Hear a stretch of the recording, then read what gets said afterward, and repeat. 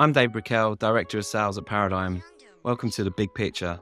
So obviously the headlines and the price action in crypto this week has been dominated by the FTX news. It's certainly a body blow to the crypto industry and a pretty major setback, I'd say, on the path towards institutional adoption. And short term, we're seeing a deleveraging as markets try and work out exactly where the exposures lie. I imagine a lot of that process has probably run its course now. However, we are still sadly likely faced with more sort of false liquidations as casualties emerge, which is likely just to keep the pressure on crypto and make for a difficult couple of weeks as we navigate our way through this. Longer term, this could be potentially the catalyst that moves us towards greater transparency and towards more effective solutions to deal with both credit and custody risk. There's somewhat of an irony, I think, in all of this, and with the failure of another centralized institution, that it kind of reinforces the value proposition, I think, for crypto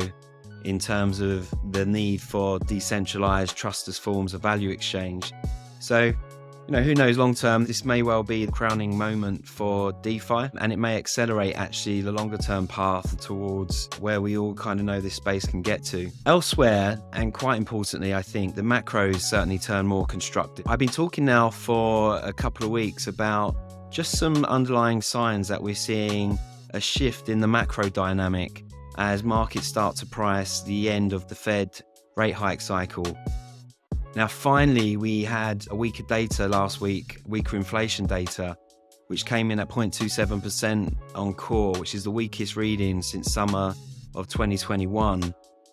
Now, the market's kind of been trying to play this pivot narrative. And I think I've said before that it's less about a pivot or a pause. What markets care about is the direction of travel. And Jerome Powell at the FOMC a couple of weeks ago, he kind of confirmed that they're going to start slowing the pace of hikes. Now, we offset that bit of good news with the idea that terminal rate, the actual endpoint of where rates end up, is potentially going to be higher than where they last thought. However, it's clear that we're now starting to see a slowdown in the pace of hikes, and we're going to move towards that point where the Fed finally pause. Now, this is important, and certainly the inflation data last week, although it's only the first kind of real sign that that inflation's rolling over.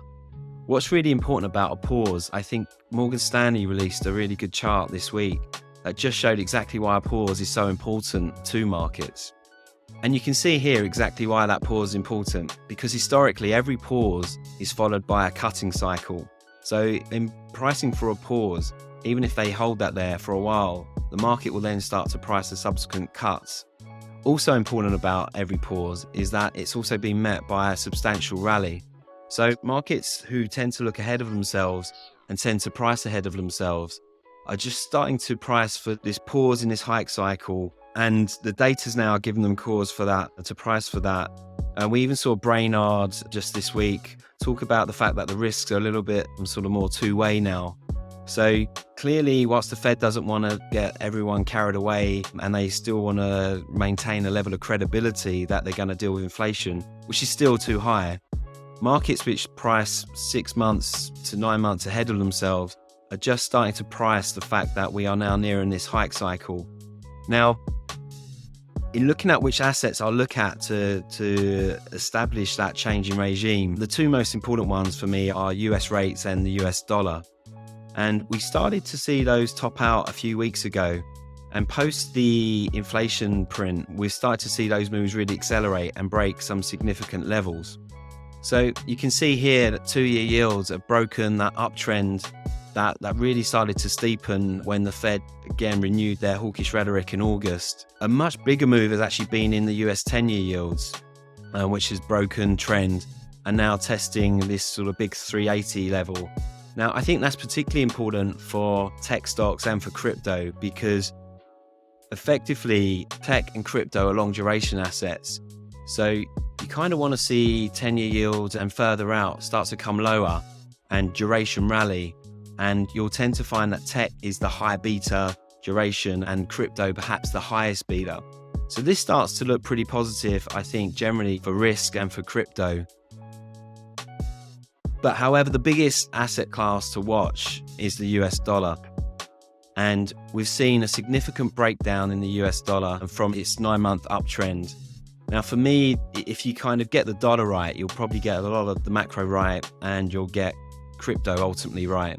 Now, the dollar has been the wrecking ball that's destroyed pretty much every asset class this year. It's a strangle on global growth, and it's sucked liquidity out of every corner of the world and every market of the world. So this breakdown in the dollar is potentially super significant to our markets.